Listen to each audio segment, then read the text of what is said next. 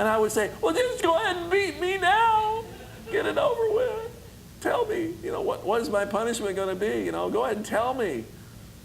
Just wait till your father gets home. Immediate action is going to bring you immediate relief. Knowing that you've done something wrong and realizing and saying, you know what, I know that I took advantage of somebody years ago. Someone close to me made a statement the other day.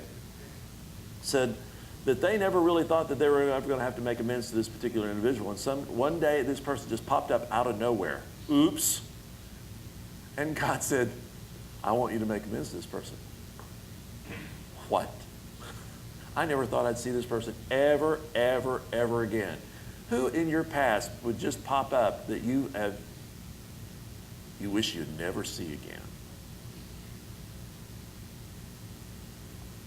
Those people are liable to pop up all this week. People that you never thought that you'd see ever again. Because see, when you decide, you know what, I want to grow up in God.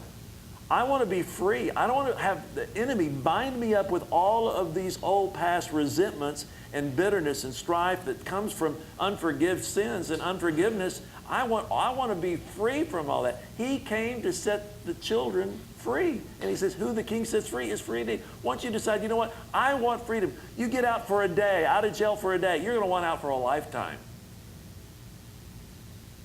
Once you begin to taste of that freedom and you go, you know what, I feel pretty good after doing that. I feel pretty good about saying, I'm sorry. Because you're going to think, you know what, that's building my self-esteem. I really feel good about that. I can do more of this. And all of a sudden, those people will begin to come to you. 1 John 4, 19 through 21. We love because he first loved us. If anyone say, I love God, yet hates his brother, he's a liar. For anyone who does not love his brother, whom he has seen, cannot love God, whom he has not seen. How can you love God with all of your heart if there are people on earth that you have not forgiven? How can you do that? Can't be done. There are two parts of step 9 that I think are pretty interesting. One, it says make direct, face-to-face amends to such people whenever possible. Well, you know what? Not everybody's going to be possible. There are going to be some people that have gone on. They're not around. Grandparents that slighted you, something, whatever it was that happened, and they're not around, you can't tell them. Or you took something from somebody and they're not around anymore. They're physically not directly close to you. You can't get to them. You can't reach them by phone. You know what? It's time to get out a pen and paper and write them a letter. Whether you know their address or not, you're writing and you're making a statement about amends to that individual. Now, just because you don't know their phone number doesn't mean you can't Google them, folks. Oh, I can't get a hold of them. If you had a date with somebody and you didn't have their phone number and you thought it was a pretty good date, you would search high and low for that person. You'd go on Craigslist and you'd say, I was one of those people that you had a date with and I'm not this. You know, that misconnection kind of a thing. You'd go back looking for them. And you know what? You need to go back looking for these people too. Because they may be more important to your future than that person that you had a date with that you thought was pretty good. Because having those people checked off on your amends list will really probably make some changes in who you have come towards you.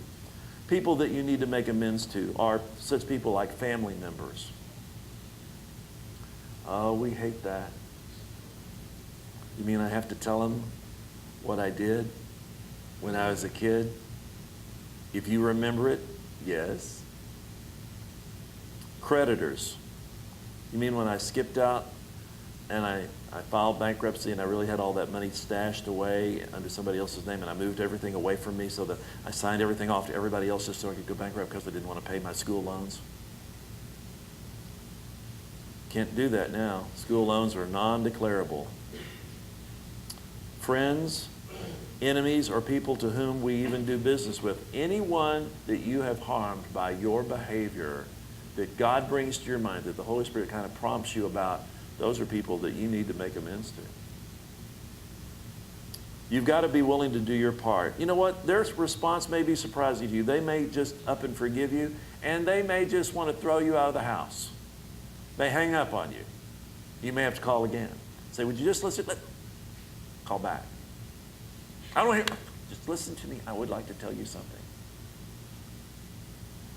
If they don't listen, you have attempted to do all that you can possibly do. And that's when I tell you, sit down and write.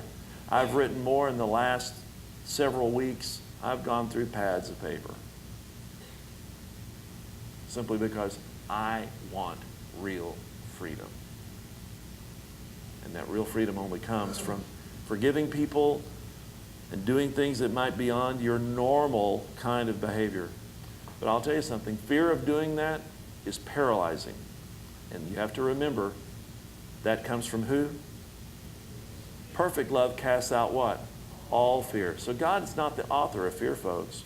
The devil doesn't want you to enjoy freedom, so he's going to pull up all this stuff about how fearful and how afraid you are. And that person of authority that you maligned maybe by some words, or you made some insinuations about them. You know what? It's okay to forgive them. Let it go. Let it go. Matthew 5:43 and 44. You have heard that it is said, love your neighbors and hate your enemies. That's easy to do, isn't it? It's easy to do in a lot of communities out there, isn't it? Especially when their attitudes towards us are so maligning. You know, we are the author of every abused child in the whole world. And it's because we want to celebrate being with someone that we destroy all of marriage itself. I don't really see how that's possible, because they're doing a pretty good job all on their own. You know, the breakup of marriages is at 63% in the state of California now. There are more people getting divorced that are heterosexual than there are homosexuals. I think that's interesting. Look at those statistics. And the Prop 8 folks that are tearing that down, I mean, it was amazing to see all of the statistics that they brought up, and the judges were just laughing at these folks' material that they were coming up. The things that they're saying, well, homosexual marriage will defeat all of the right to be married, and it'll destroy all of that. And they said, well, no, you're really doing a pretty good job on your own, taking care of all that. You know, it didn't take them walking in and wanting to get married that made you not want to get married. You know what? If you don't, what is it? Wanda Sykes, who makes a statement, if you don't believe in, you know, in same-sex marriage, then don't marry someone of the same sex. And that's pretty good. I thought that what she said was really pretty cool. But don't hold offenses about their ignorance and about their bias. Ignorance runs in all kinds of families, folks, in the human family as well. But what keeps you from doing the right thing right now? People have passed away. Write them a letter. Write them a letter. Tell Granny about that slap in the face and how you sawed off the leg of her stool and when she fell off. Tell Granny that was you. It was okay. Whatever it was that we did to retaliate, that retaliation is what we need to talk about. That's that step 9 thing. When someone offended us, what happened? 1 Peter 4:8 through 10. Above all, love each other deeply, because love covers a what? A multitude of sins. Offer hospitality one to another without grumbling. Hospitality, reaching out to people, embracing them. You know what? Going back to someone might be the thing that will rebuild a relationship that's far unequal to anyone else that you've ever experienced, because you were willing to go that extra mile.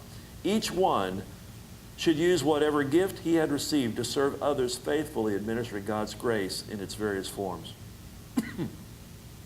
Make direct amends to such people whenever possible. That's the first half of that, step 9.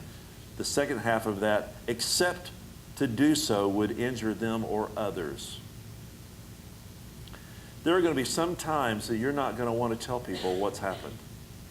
And in situations that it's going to bring more damage than good. Excuse me.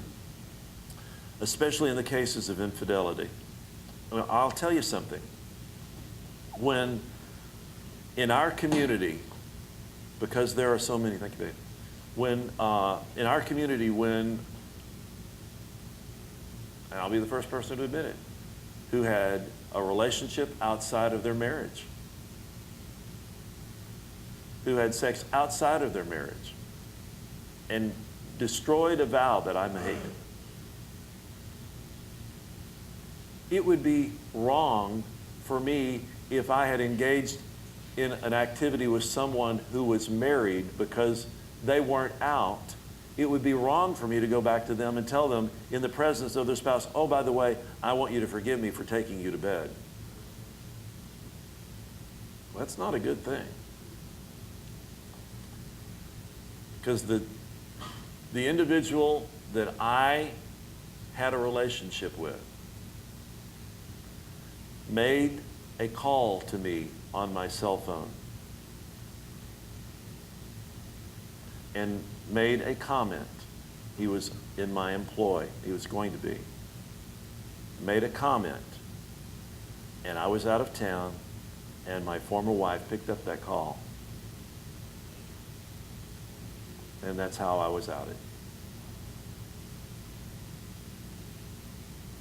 And the whole point is that I would never, ever in my whole life want the pain, not that I was right, not that I was, I was so wrong, it was wrong, wrong, wrong. But the whole point was that I wouldn't have had my wife injured that way, hearing that way, when we were coming to a conclusion of our marriage anyway. I wouldn't have her gain that knowledge in that fashion.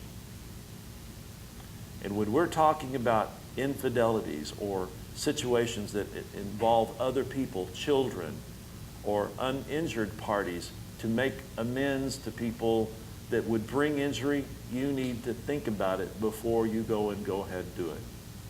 Are there going to be consequences of fixing it? Worse consequences than fixing it. And you have to go through that, and you have to ask.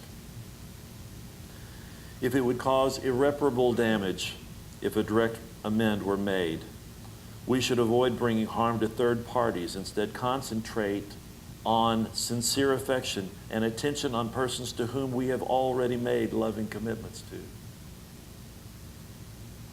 Matthew 5:23 through 24. Therefore, and this is something that everybody here needs to really take into consideration. Therefore, if you're offering your gift at an altar, and there remember that your brother has something against you, you leave your gift there in front of the altar. First go and be reconciled to your brother, then come and offer your gift. A lot of times we think, well, we're giving, how come we're not getting anything back? God said to give and I'm giving, how come I'm not giving anything back? Because you're unreconciled. You're unreconciled with someone out there. There's an offense. There's something that is fixable and you've not done anything to do it. It is your responsibility to do that. The grown-up here will do those things that a grown-up will do. And that means we'll take on responsibility for our actions, and we'll step up to the plate and say, you know what, here's the problem. I know we've had a problem in the past. I want it resolved. I want it fixed. What can we do? First off, you ask them to forgive you for your part in it, whatever activity it was, or action, or situation, whatever. Ask them for forgiveness. Well, they caused it. No, don't do that. They caused it. No. It isn't about them. This is about you. Take on the responsibility that you own in the results of that. Another reason why we don't tell or don't make direct amends, if it causes the loss of employment or imprisonment or alienation from one's family. You need to weigh the consequences carefully.